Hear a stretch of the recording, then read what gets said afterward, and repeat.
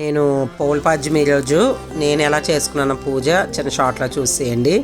First నెయ్యి దీపాలన్నీ కూడా ముందు రోజు నానబెట్టి ఉంచుకొని ఇలా అరటి డొప్పల్లో వేసుకొని పళ్ళు, చనివిడి, వడపప్పు, పువ్వులు పెట్టుకున్నాను.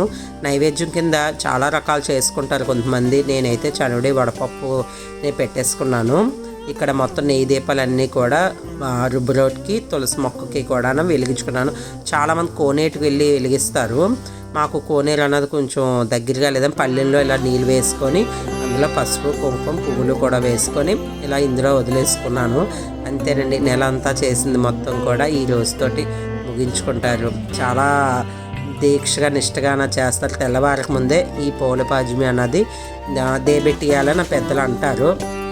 నేనైతే తెల్లవారక ముందే నేను పూజ అంతా కూడా ముగించుకున్నాను. అందరూ కూడా ఎలా జరుపుకున్నారు, మీరు ఎలా జరుపుకున్నారో కామెంట్ చేయండి. ఓకేనా, బాయ్.